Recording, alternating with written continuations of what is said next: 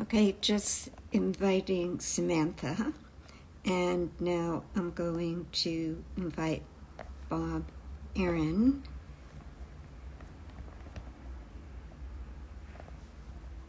There we go. And hopefully they will both be able to join us in a couple of minutes.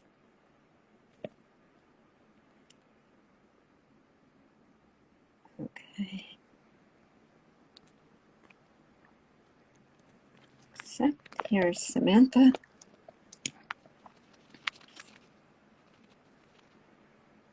Okay.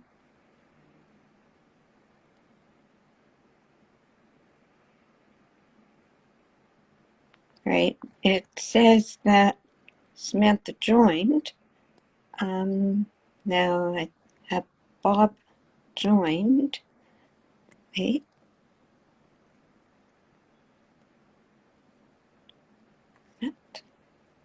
Okay.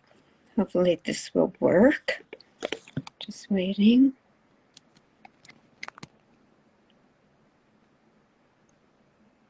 Oh, it says he's unable to join.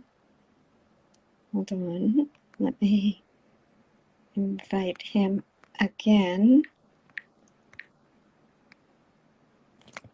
Invite.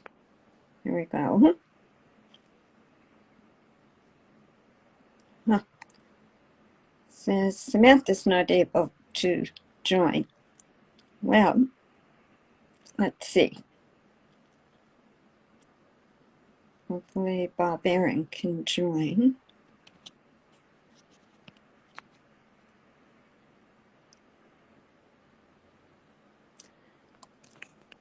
Not working.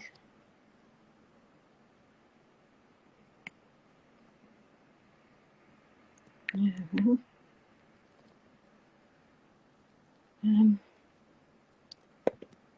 Accept.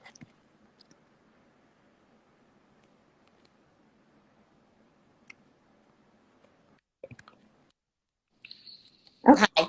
you're there. Yeah, Okay. actually, Bob, I can see that you're typing. If you send a request, you do that by going to, there's like a plus sign at the bottom of your phone, probably. There should be like a camera or a plus sign, and if you hit that, it says request to join the video. See if that works for you. It should look like a video camera or a plus sign at the bottom. Cheryl, watch for the request because it seems to be delayed because you took a while to. I did accept twice and it didn't connect for some reason. Okay, let me see if I can add. Oops, that's just no camera. I don't see where I can add anybody anymore. Oh, wait, I can. Bob's on the I'm desktop. on the I have no idea desktop. how that works. Yeah, Bob, you might have to go on your phone. We'll try phone. Yeah. Okay, there we go. Yeah. All right, so should I send him the request again? Well, he's got to join. I don't know if it's going to be a new kind of joining thing, so he may or may not see that. Okay, he's on his phone probably, so, okay, suggested. Okay, try. 1 second. Bob. Aaron. Okay, he's on the phone now. Okay, I invited him. Okay, and Bob, if you're on your phone, look at the bottom of your phone screen, and there might be a plus sign if you don't see an invite from Cheryl. Should be. Plus sign or a camera, like a video camera, and if you click that, then that requests for you to join. I can't do it from here, from my end, because you're the host, basically. Well, I sent him a request to join again. Okay, hopefully he'll. I'm just waiting to watch. I don't even know where those, if it pops up as a message right on your phone or no plus sign, no camera. Like a video camera, Bob? Not a camera. It should be at the bottom. Cheryl, we won't see it now, Cheryl, because we're It actually. says unable to join. So I'll cancel this and I'll re-invite him. Maybe because of the weather, it's difficult. I don't know. Nope. Not a Oh, camera. he joined. We're Okay. good. Okay. Okay, hold on. A There we huge go. Wow. welcome Hello. to Bob Aaron, who's on IG Live. Maybe because of the weather. Okay. It took a few shots, but that's okay. It happens. We just want to welcome Bob Aaron. For those of you who don't know, he is a prominent, very distinguished real estate lawyer in Toronto at Aaron and Aaron. You can read his bio because if I start telling you everything, we're going to be taking up half of the show just by his credentials. But we're so honored that you're with us, Bob. So thank you. Thank you. Can you hear me? I Yes, can. we can. Cheryl, you Wow. good? Yep. Yep. Okay. Good. So recently, Bob, you wrote an article for the Toronto Star in regards to an announcement CREA made kind of quietly, we shall say. So we wanted you to speak to that in regards to that article. So I'm going to give you the floor to do so. So where you found out and how you started your writing for, you just thought Bob Aaron is the best attorney in Canada. Thanks, Thank you so Terry. much. Thank you. Okay, so I forget how I found out about this. I think somebody leaked it to me. Apparently the CREA board did this in August, and it didn't come out until October. And then I took a look at it and I thought, oh my God, what were they thinking? So I wrote about it, and then it appeared on some Facebook forums, and then Barry Lebo wrote about it in Real Estate Magazine online, and there was basically a tsunami of negative feedback, and I just couldn't understand why CREA did this. And I mean, we can go back to what happened, but their rule said that effective January 1, 2023, you can only have an exclusive listing for 3 days, and then it automatically goes to, it has to go on MLS. There was no obligation to inform the seller. This is residential. No obligation to inform the seller. No obligation to tell the seller that they don't have to do this. It was just, it's going on MLS whether you like it or not. And I thought that was nuts. And it turns out that they didn't, I don't think they expected the backlash, a serious backlash from agents all over the country. They wrote a letter of complaint to the Star saying that my article was misleading. And they call in that letter, which was written about 3 days after my column appeared, they call it a proposed policy, but nothing in the original announcement called it a proposed policy. And now they've announced, after a lot of criticism, they announced that there's going to be a I guess it's on suspension, and they're going to put it on they're going to put it on, they're reviewing it, and it's going to a membership vote of 155,000 members across the country. And they are going to, there's going to be a vote at the annual general meeting of CREA, whenever that is. But it's not the members who get to vote. Only the associations will get to vote. So members go to their 75 local boards and associations. So there'll only be 75 votes to determine it. But I think it's dead in the water, and I just don't know where CREA's board was thinking. I have no idea what they were doing, why they suddenly went from January 1st policy, then proposed policy, then within a week or two we're suspending it. We're going to put it on a vote of the membership. Like, what were they thinking? Well, according to my husband, they said that your voice is so powerful that that's what made them make a move.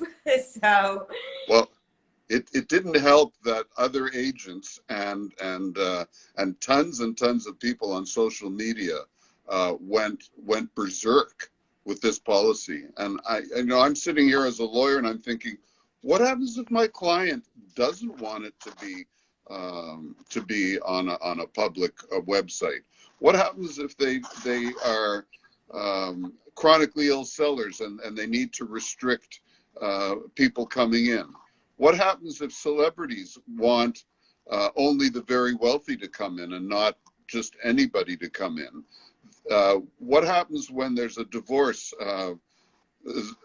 And you well know about divorces from your husband's law practice. But what happens when there's a divorce and it's awkward to inspect the property? And you don't want people traipsing through it with their muddy feet and it's awful. And then, you can have well, you well know, you can have an open house and you got tons and tons of people coming in and it's very disruptive. And if you only want, the Leon Schaummer post, both feet into mouth mistake. I think so, Leon. It was a disaster, and I don't think they thought this through. I think it must have just come up and they said, yeah, this is a good idea. It's going to bring business. Let's approve it. And I just don't know where or how they thought this would fly.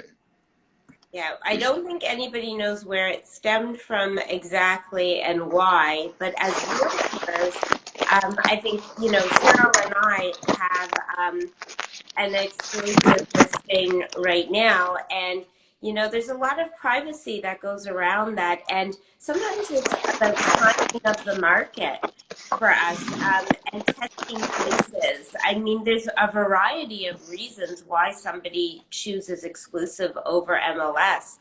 Cheryl, do you want to speak to that a little bit? I'm just wondering from, CREA's side, why were they even entertaining it? Unless the only thing I could think of is maybe they felt it would be fair game for everybody, because not everybody finds out about an exclusive. Were they hearing stories where somebody took an exclusive and they double-ended it?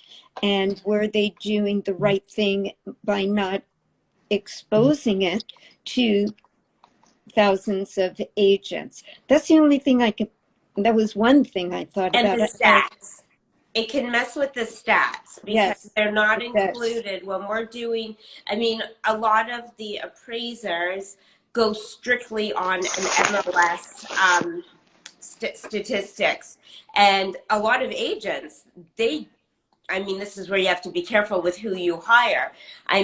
They just go straight across the board. They don't look at the details of a property. Does it have a basement? Is it finished? Is it renovated? Like, you've got to get into the details to really come up with the right price.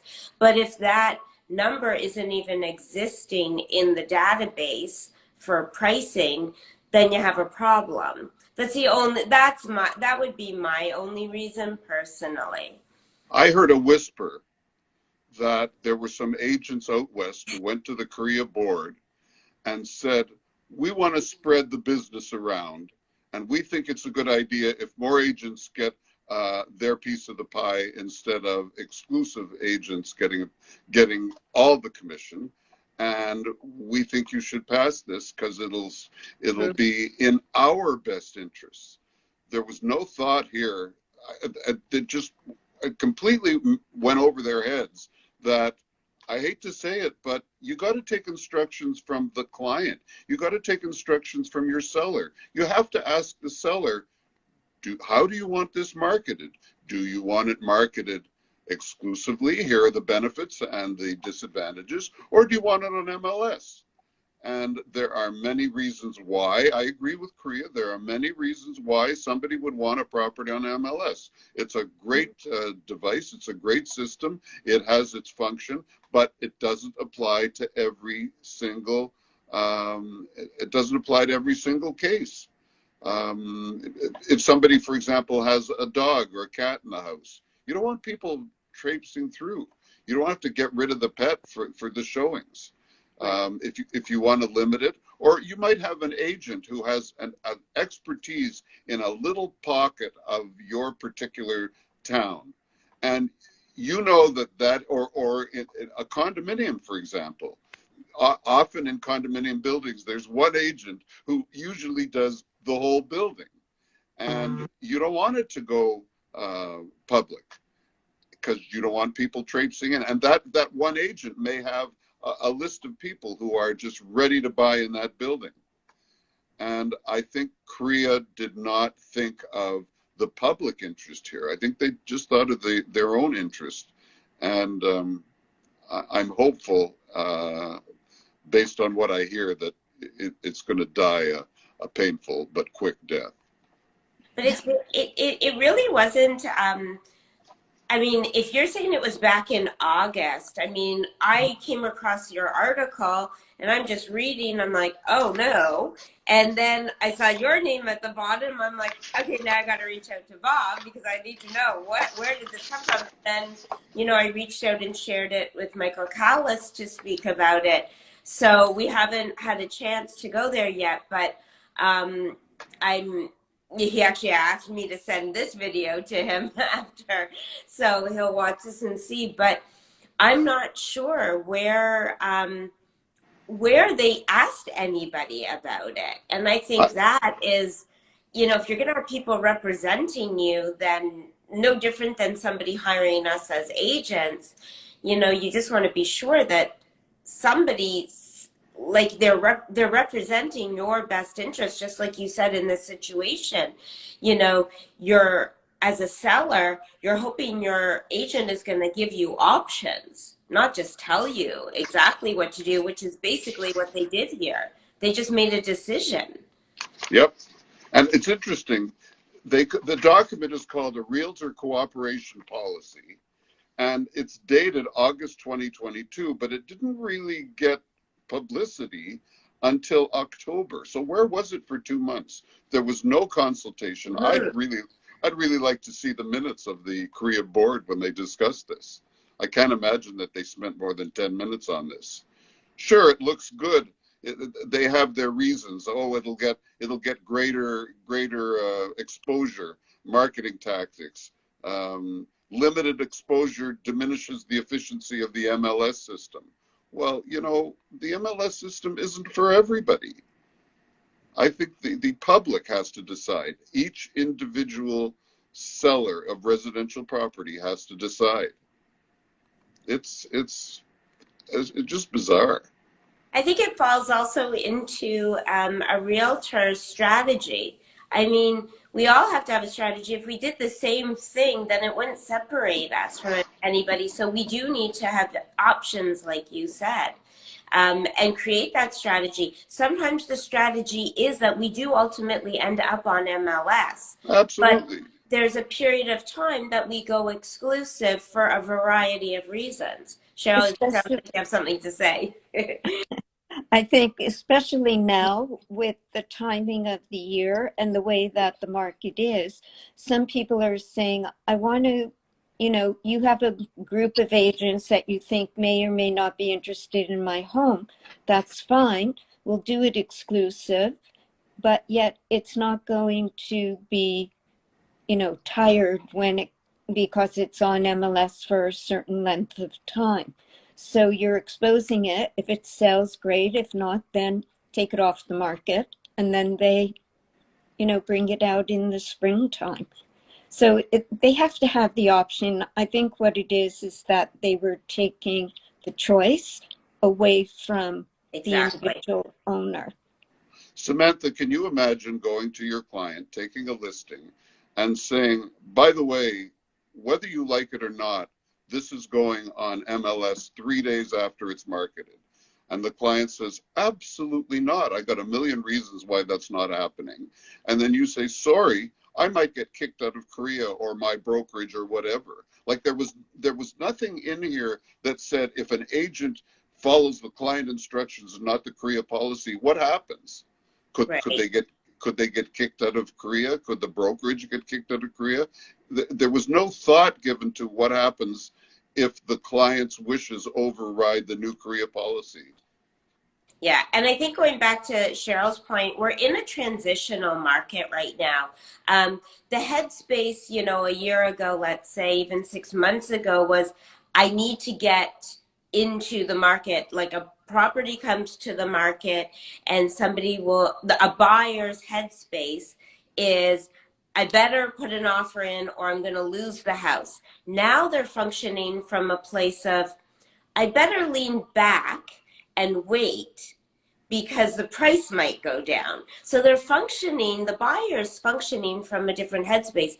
But we all know as realtors of the cycles of the real estate market, and, you know, definitely don't hold me to this, but the cyclical behavior is that come February, people get antsy. There's life stages that people must buy and sell, and our cycle will happen again. And Toronto's a big city. I mean, you know, with all the additions to our city, with like even recognized Michelin.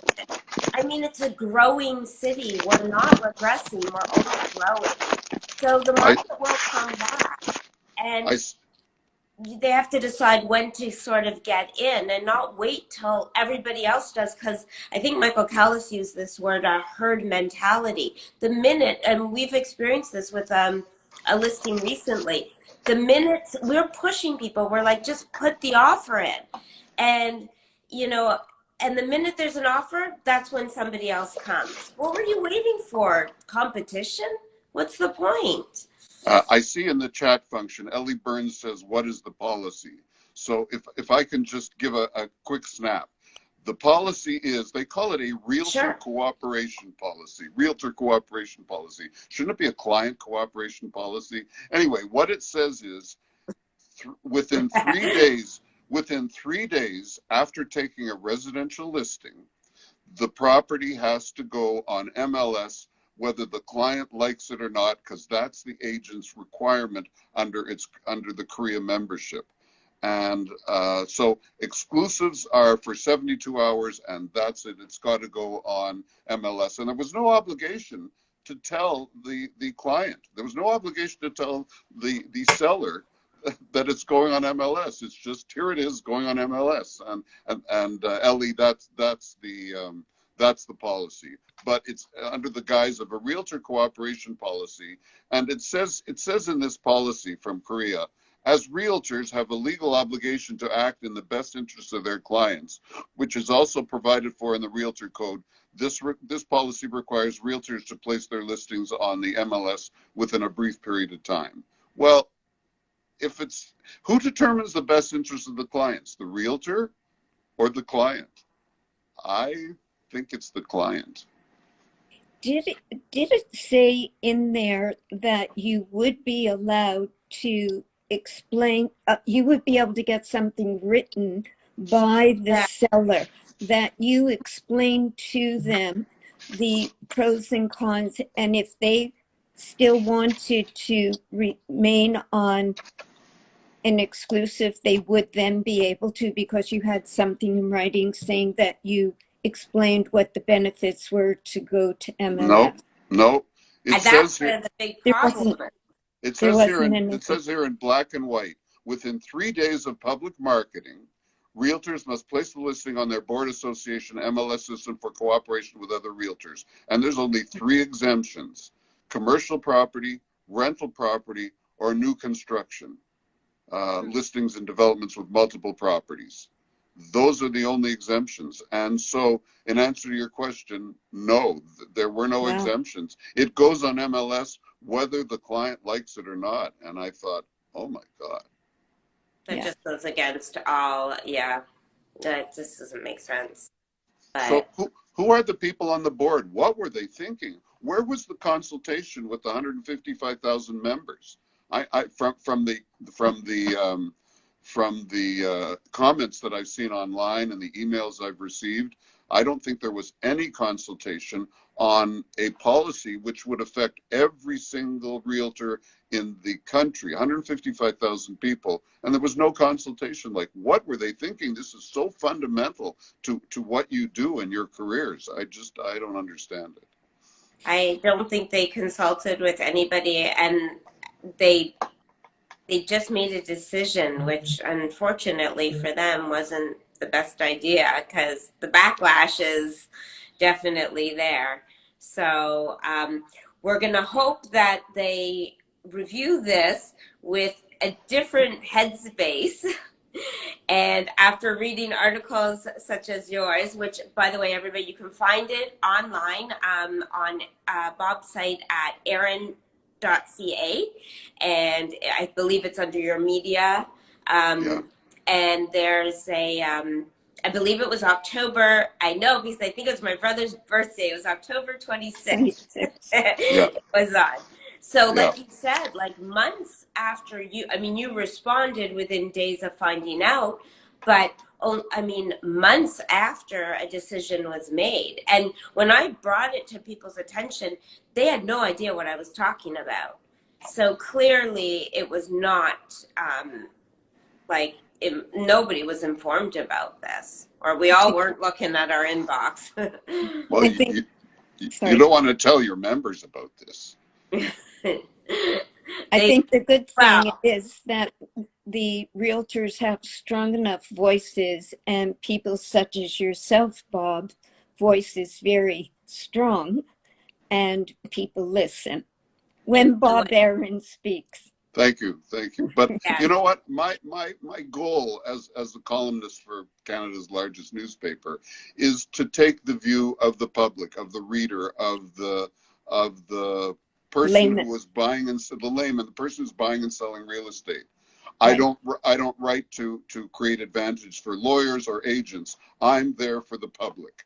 And we as realtors, we as lawyers, we as appraisers, we as mortgage agents, we are there to serve our clients. And if some agency, some organization adopts a policy that doesn't take into account the client interests, like, what were they thinking? We have to protect our people. Yeah. That's right. We serve them. Exactly. Yeah. And that's who comes first. We put them first, not Absolutely. ourselves. But So Korea didn't do that. right. I think whoever brought this idea to them was looking to line their own pockets. Absolutely, 100%. Yeah. So that's the reason. So, well, thank you for your voice, because obviously that made a difference, and hopefully they will figure this out in sooner than later. I hope so. And I hope all the agents and brokers who are listening to this, who see this podcast online, who have a chance to vote within their own 75 local boards and associations, will vote against this policy so it dies a quiet and painful death. Exactly. That's Thank you good. so much for your time. We really appreciate it. Thank you. If anybody has any questions, you can reach out to Bob. Like I said, aaron.ca is the website, or he seems to be here on Instagram now. Kind of. Be safe out there. We have our first snowfall. So just drive carefully, walk even more safely, because that's where those bikers on Uber bike people, whatever you call them, they'll be on the roads too. So be careful. Stay safe. Okay. Thank you again, Bob. Thank you. Thank Bye, you. everyone.